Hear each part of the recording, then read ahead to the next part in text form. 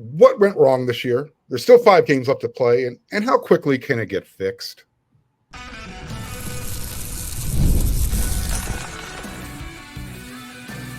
You are Locked On Trojans, your daily podcast on the USC Trojans, part of the Locked On Podcast Network, your team every day.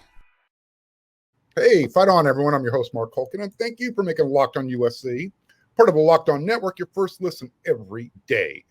Whether you're watching the show on YouTube, wherever you're going to download this podcast, the show's always going to be free, and I'm always going to show you my appreciation. Today's episode is brought to you by FanDuel. Place your first $5 bet, and you're going to get started with $200 in bonus bets, guaranteed. Visit FanDuel.com to get started. All right, you see that handsome man in the LA Dodgers hat? That's Ryan Young. He's the publisher of Trojansports.com, part of the Rivals Network. Special guest here today. Let me tell you something. This dude knows his stuff, and he's able to keep his emotions in check, unlike my strongest skill set. And he always has the great questions when we're talking to Coach Riley or any of the players after practice or after the game. So, Ryan, thank you for doing the show. I really do appreciate it. Been looking to have you on here. Thank you for having me. Not a problem, man. I got to ask you, because I talk about it all the time, and I want to get an outside opinion. What went wrong this year for USC on offense? I mean, Lincoln Riley finally has a defense that he can match up with on his own team. And I don't think anybody anticipated USC's offense being the issue this year. I think we know where it starts, but let me hear it from you. What went wrong? I think it's a stubbornness by Lincoln to not embrace what should be the identity of this offense, which we've realized in recent weeks is the ground attack. And it's been consistently effective.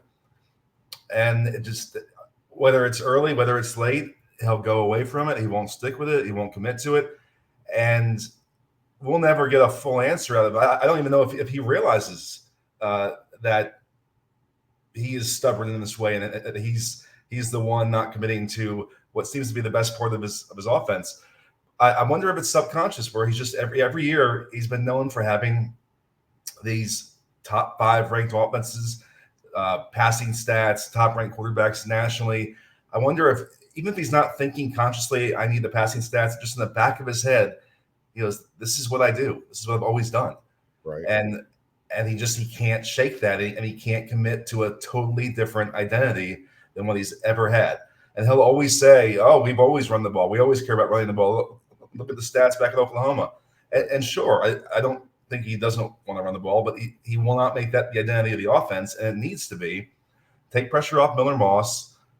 Stop asking Miller Moss to do what is not his strength, which is going downfield, going for big shot plays. Just accept this is a different offense now. This is not the Caleb Williams offense. This is not really any offense that he's had in his career. Miller can do a lot of things well. What he and these receivers don't particularly do well is gambling and taking deep shots downfield. Right. And it's not all on Miller. It's on the protection at times. It's on these young receivers who haven't really figured out how to win 50-50 balls, how to win contested catches consistently. It's just not their strength. And too often in this last game and a lot of games, Miller is passing up easier, shorter options to push shots downfield and to try and be this offense that they've always been, but it's not who they are. Woody Marks has been a revelation this year. He's exceeded my expectations greatly. Right. And even though they built a nice lead in the first half at Maryland, they ran the ball 8 times in that first half. And a couple of those, I think, were on the very final drive beforehand. So they came out going, we're gonna pass the ball. This is what we do. And yet we keep seeing every week, if they would just fully commit to the run game, I think it could go a lot differently. And we keep asking about Quentin Joyner too. And this is my big bugaboo. This is driving me mad, because I've been hyping up Quentin Joyner since high school last season, the spring. I thought he was going to have a massive year. I thought he was going to rival Woody Marks in terms of total rushing yards. And it's not for lack of talent. We ask him about it all the time. He's made it perfectly clear they don't trust him as a complete back. They don't trust him in pass protection. They don't trust him to do everything Woody Marks does. That's fine. Against Penn State, he has the 4 or 5 touches, 2 touchdowns, a 75-yard run. That's all we see of him. We see him 2 or 3 times last week. Give him a shot, and it doesn't have to come at the expense of Woody Marks. So this all goes hand in hand. Run Right. the ball more, give what he's getting, give a little bit more to Quentin Joyner, and don't put Quentin out there in things you don't trust him to do. Like the Penn State game where he blew the block on the third down pass to Mekhi Lemon. Don't design a play where it depends on Quentin Joyner making that block yet in his development. So get him 8 touches, 10 touches, and in situations conducive to him, be a running team, and go with that. So that was a rant. I'm sorry, but you got me fired. Trust me, they've all heard it from me. So I was a little surprised that you started with that, because I thought for sure you were going to go, the offensive line cannot pass protect. And I know Lincoln Riley recognizes that. I know Josh Henson recognizes that. Yet it's the definition of insanity. They keep going back to it, expecting a different result time after time after time. And I think at this point of the season, they're not going to get better during the season pass protecting. So you mentioned, you don't have to take touches away from Woody Marks. But if Quentin Joyner is your most explosive player on offense right now, as far as big play capability, Lincoln Riley's best running offense is when he has 2 running backs in the backfield. Mm-hmm. You're not giving the other defense something to think about. For the life of me. So you and I are in complete agreement right now. It's the stubbornness. It's, for whatever reason, Coach Riley just will not commit to the running game, especially when it's working. We can point out all the stats. Hey, you threw the ball 50 times against Maryland. Yeah, but you know what? 7 of those came in the last 2-minute drive. Who cares? Maybe if you committed to the run earlier in the game, your clock management skills might be a little bit better, which I think is a big bugaboo with Coach Riley. I get a lot of heat for that, but look, it is what it is. I've come to the point now, and I'm still a Lincoln Riley fan. I understand being stubborn. I'm stubborn as well. Sure. But I think if Coach Riley wants to develop as a head coach, I think it's time for him to delegate a little bit more. He gave up the quarterback coaching duties to Luke Hewart. I think it might be time for him to, he can still be involved in the offensive game planning, hire a play caller, become a full-time head coach. And if you don't want to do that, fine.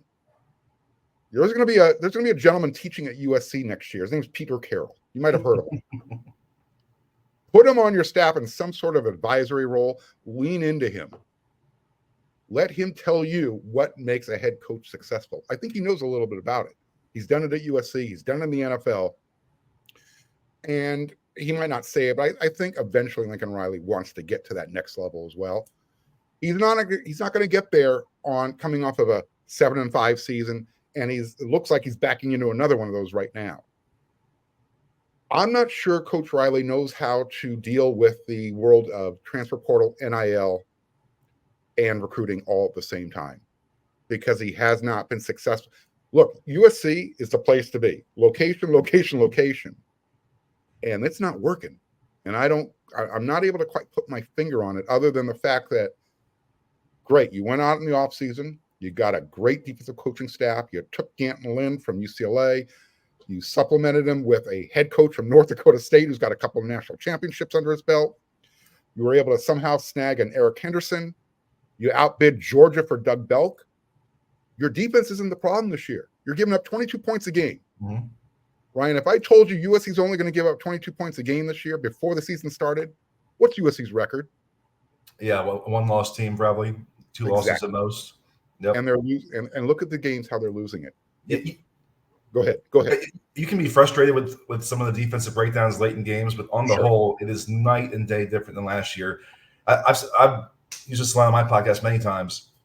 The last couple of years, any stop that USC got felt like a gift or a fluke or, oh, how did this possibly happen? This defense can string together stops. They've done it in most games this season. That they can lock down for long stretches. They are across the board just so much more disciplined and cogent. And obviously, it's been different since Gentry went down. The injuries are piling up. The hits are coming. Right. They're not maybe where they were a few weeks ago.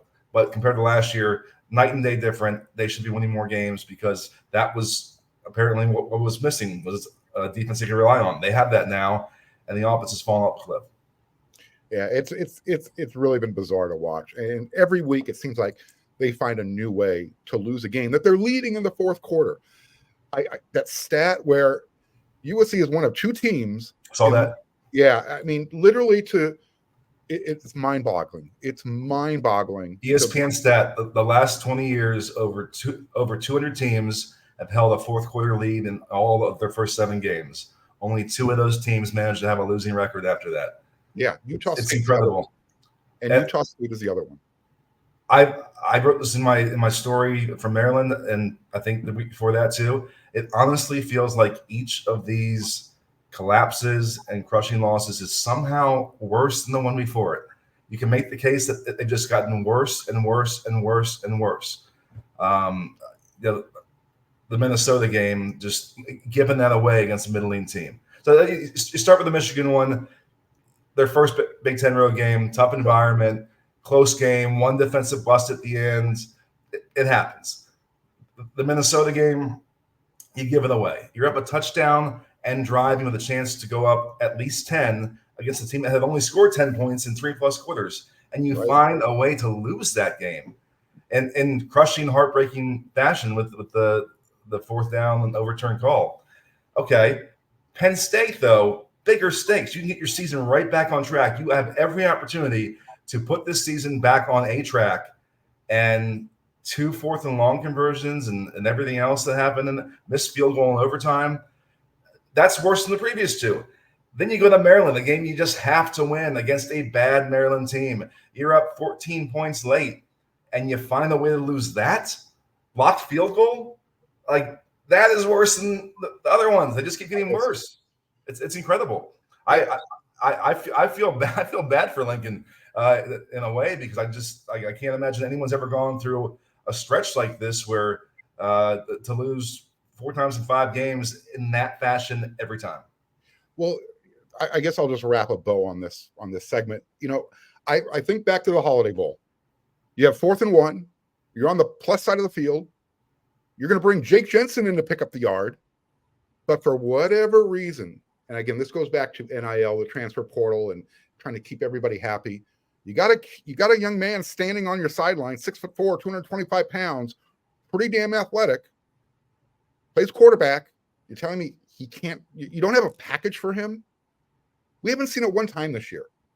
So again, I'm just wondering if there's just so much going on behind the scenes that it becomes paralysis by analysis by Coach Riley when it's game time. Could be. And that's why I come back to, you know what? Great head coaches are able to delegate to coordinators. And I'm not sure he's competent enough to do that. I don't know. But yeah, when you're leading 20-6 at halftime at home, and next time you look up, a tight end has 17 catches and 224 yards, which is, by the way, 4 more yards than Miller Moss threw for in that game. You got a problem. A lot of my audience agrees with you that he should bring in a play caller.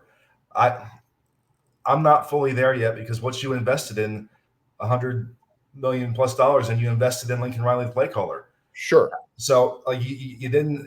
You wanted those stats. You wanted a guy that had a top 5 offense every single year, pretty much. That's what you were paying for. He can game plan. I'm not saying, hey, get out of the room, Lincoln. What I'm saying is, during the game, let somebody else call the plays. And if you hear something through your earphone that says, no. Sure. Jump in. You're probably right. I feel you. No, that's the other side of the coin, Ryan. Trust me, it's a hard argument to make, because, as you said, you got $100 million invested in that guy, and you invested in him because he's got one of the great offensive minds in the game today, allegedly. The irony is how much he talks about D'Anton Lynn's ability to adjust to his personnel and play to their strengths and build around what he has and be creative within the framework of what they know they can do well and what they know they can't do well. And everything he's saying about D'Anton Lynn is what he needs to evolve into be himself. It's a little ironic, but that's – and I'm not putting it past him to still get there, okay? I'm not. He did come to a realization last year on the defense that he had to prioritize it, that he had to put every resource behind it. He's been more involved this year in personally recruiting defensive players. Floyd Boucard, the 4-star defensive tackle from Miami, said the biggest reason that he picked USC was not D'Anton Lynn or Eric Henderson. It was Lincoln Riley and the connection that he had with him. So he realized that he has to go all on defense, and he said the right things. He hired the right staff, we think. So I'm not putting it past him to evolve and as a play caller, as a head coach, but it has to happen if he wants to get over the hump and not endure more of these crushing close losses that have really piled up now. Well, we're gonna talk about these crushing close losses in the next segment. First, I got to do this. Zbiotics, pre-alcohol biotic drink. Right? I know a lot of you have probably been drinking heavily during and after these USC games. However, if you're using Zbiotics pre-alcohol probiotic drink, you're not going to feel crappy when you wake up the next day. It was invented by PhD scientists that tackle the rough mornings after drinking. Here's how it works. When you drink alcohol, it gets converted into this really toxic byproduct that just sits in your gut. It's not dehydration. It's a byproduct of drinking too much and the chemicals that are already in your body. But the pre-alcohol biotic from Zbiotics, it produces this enzyme that breaks it down. So just remember, your first drink of the night should be Zbiotics. And here's how easy it is to use. Drink it. And then drink responsibly. Hydrate. And then all you have to do, go to bed, and you're going to wake up feeling great the next day. So go to zbiotics.com/LockedOnCollege to learn more. And you're going to get 15% off your first order when you use the code LockedOnCollege. Zbiotics is backed with a 100% money-back guarantee. So if you're unsatisfied for any reason, they'll refund your money, no question asked. Remember to head to zbiotics.com/LockedOnCollege and use the code LockedOnCollege at checkout for 15% off. All right. PrizePicks is the absolute best place to get real money action on your sports games. With over 10 million members and billions with a B of dollars awarded in winnings, PrizePicks has made daily fantasy sports accessible to all. All you have to do is pick more or less on at least 2 players for a shot to win up to 100 times your cash. Run your game all season long on PrizePicks. And PrizePicks is the best way to get action on sports in over 30 states, including California, Florida, Georgia, and Texas. You know what it's like to live in those states. You can't use these types of platforms. You can with PrizePicks. So now you too can win up to 100 times your money on PrizePicks with as little as 4 correct picks. PrizePicks sign up today and you're going to get $50 off instantly when you play your first $5 bet. You don't even need to win to receive that $50 bonus. It's guaranteed. Download the app today. Use code LockedOnCollege to get $50 instantly after you sign up to play your first $5 lineup. Sign up today. Get $50 instantly when you play $5. PrizePicks. Run your game.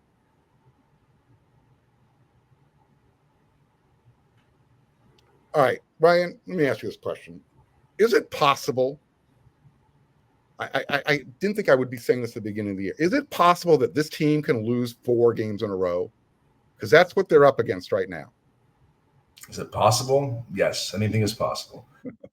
But this is a particularly conducive matchup for many reasons. This is a Rutgers team that has lost 3 in a row itself, lost to UCLA, which is also in Los Angeles, if you didn't know that, Sean Foster. See, I get that joke. That's really funny. Got blown out by Wisconsin, scored 7 against Nebraska. This is not a good Rutgers team.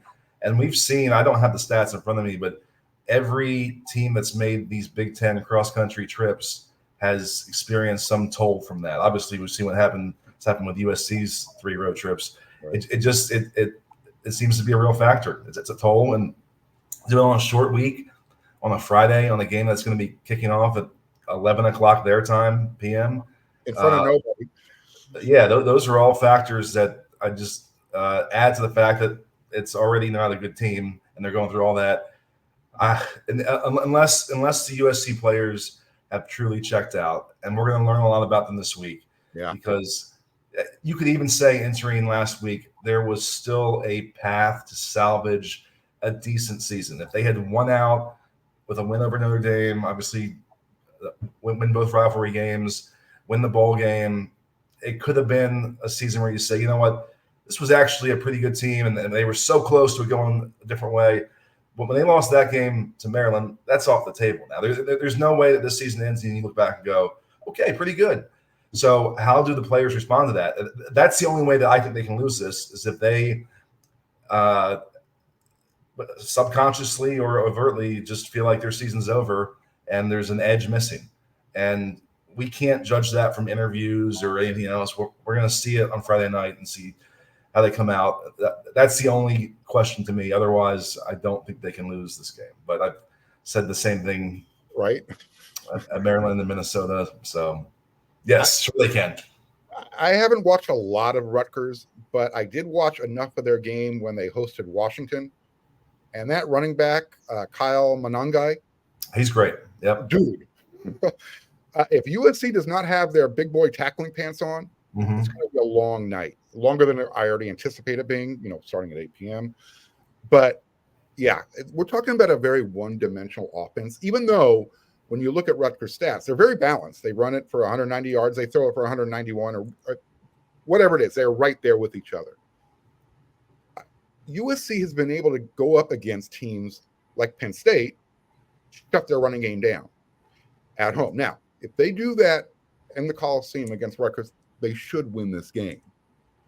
I said should, but we see that USC finds ways of doing things that they shouldn't be doing, whether it's bad officiating, it's a missed tackle, it's a blown assignment, it's an interception at the wrong time. I mean, you're leading 20.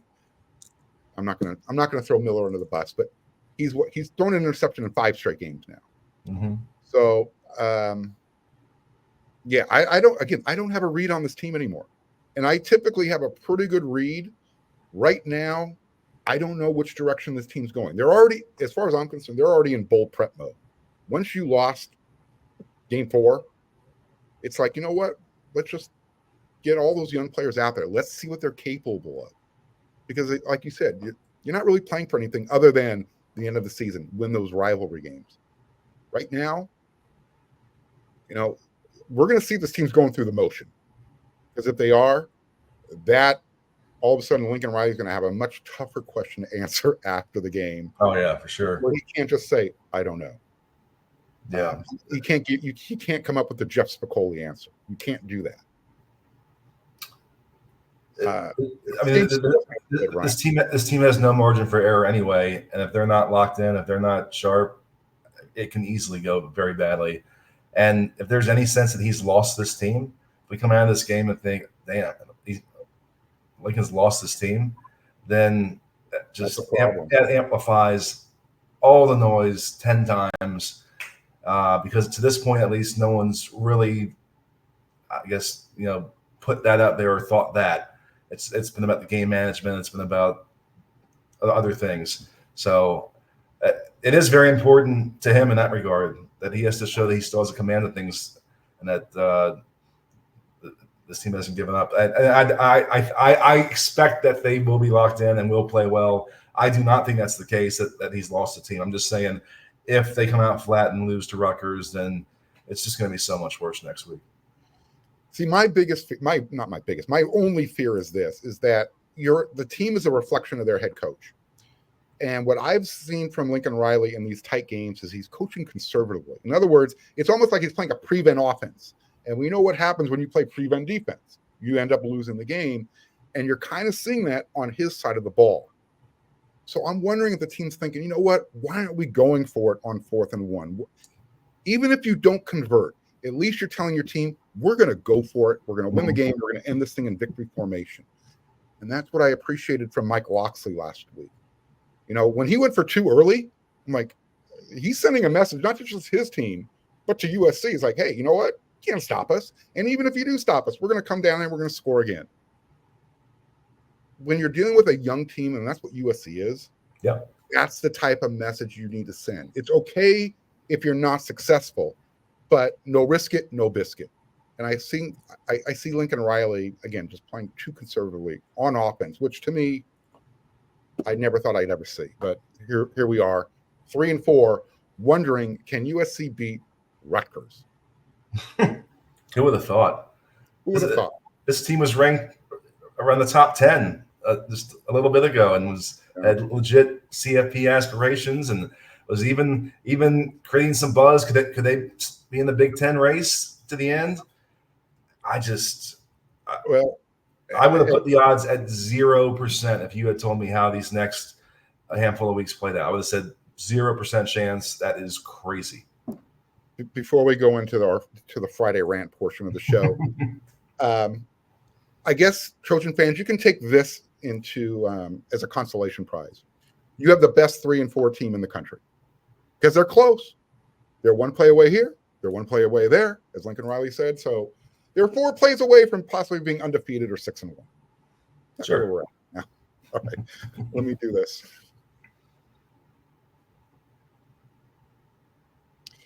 NFL fans, hey, the Rams, they're hosting the Minnesota Vikings while I'm recording the show right now. Sam Darnold, Justin Dietrich, Jordan Addison, a lot of USC players. If you're not a big NFL fan, but you want to follow your NFL players, you need to head on over to FanDuel, America's #1 sportsbook. And just so you know, if you're watching a bunch of different games and you're focused on one, but you want to get some play-by-play, some stats, check in on your favorite USC players, you can do that over at FanDuel. And if you've never used FanDuel before, here's your chance. Really easy. They're going to get you started with $200 in bonus bets guaranteed when you place your first $5 bet. That's FanDuel.com.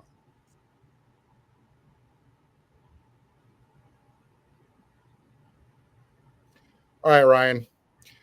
We're both huge Dodger fans. I'm a little bit more cynical just because... You are, yes. Yes, because I cannot stand Dave Roberts. He is the bane of my existence. I grew up watching pitchers go complete games, and rest in peace, Fernando Valenzuela. By the way, the last time Dodgers and Yankees, 2000, what was it?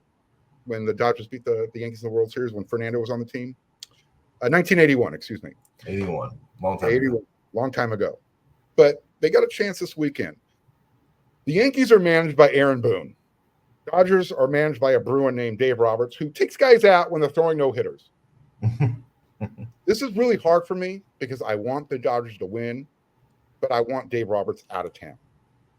Ryan, tell me why the Dodgers are not going to blow this World Series against the Yankees and why I need to cut Dave Roberts some slack because I can't stand the guy. Well, I think you have to accept the reality now that he's coming back since he got them to the World Series, managing this depleted pitching staff the way he has. I've always been in the median neutral ground on Dave Roberts. I've never had the fervor that you have against him. I've also never been a staunch, defender of him. I share some of the frustrations you have, but this postseason has been his best work. It really has. It really has. I know. If I had a hat on, I'd tip it to him right now. I mean, he is basically in the same jam he was in last year, where they got to the postseason with no pitching, and how it played out last year is how it would play out 9 times out of 10. He's managed to not let that happen with this team, and so no matter what happens now, he's coming back because he's earned it this postseason. He has. I don't know what's going to happen this series. I really don't. It's very possible that you can't go to that well with the bullpen games as much as they have, and it's going to blow up in their face. I don't know. You're trusting Flaherty, a guy that is hot and cold. You just can't predict what you're going to get from him. Right. You got Yoshi. You can only throw 80 pitches in a game, apparently. The odds would seem against them, but he's managed it well. They've played well, and man, there's if a few of those guys in the lineup are hot, this is a really hard team to put away. Just a few. And when you have the Tommy Edmonds of the world and the Kike Hernandez of the world being postseason heroes on top of having Ohtani, Betts, Freeman, Teoscar, Muncy, etc., it's a really hard team to beat when those players are playing starring roles. So Dave's here to stay, at least for another year. No matter what happens. So just root for the championship, root for the series. So there's no way that Aaron Boone would ever trade in his Yankees ball cap to be a Dodgers manager. Is that what I'm hearing from you? Yeah. Well, I mean, the Yankees fans feel about Aaron Boone the way you feel about Dave Roberts. They wanted him out of there for years. Let's make everybody happy. Make a trade. Because I have a feeling Dave is going to find a way. You know what? He's in a panic, and he's going to say, you know what? Let's give Shohei a chance to pitch in the World Series. They can't do that. Well, they can't, they shouldn't, but I'm telling you, Dave Roberts is going to pull something out of his hat, and he's going to do something to lose this game.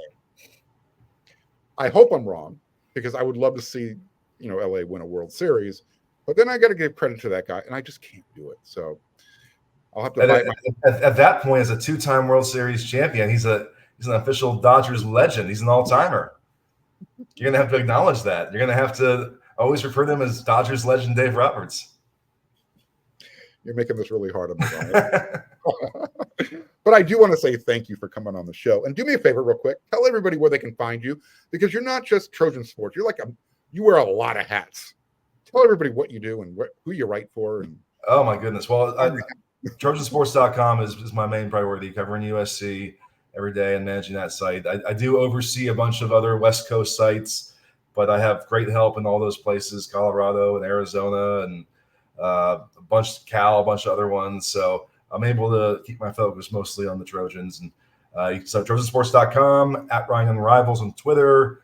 We do a weekly podcast every week that's posted on our site, Trojan Talk Podcast. So I'm around. You can find me.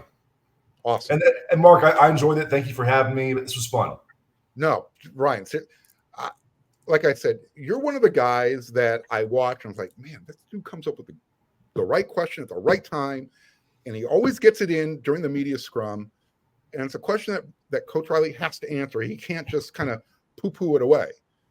And when I say this, I mean this with all sincerity. You're a professional at what you do. I'm kind of a fan who stepped into this role, and I'm still learning. So I'm constantly watching you. I'm constantly watching even some of the younger guys who are at the major publications. Sure. Just to kind of learn the trade, so to speak. And that's why I said at the top of the show, for me, the hardest part, keeping my emotions in check.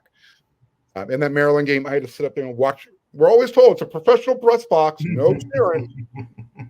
But meanwhile, I got that upstairs. So, anyways, I'll save it for the elevator with former offensive coordinators and get into it with those guys. Yes, you will. Yes, you will. I appreciate the comments. It's very nice of you, and thank you very much. Ryan, thanks again for doing the show. And hey, maybe we'll do this again in the future. So until then, everyone, yeah, definitely let's do this again.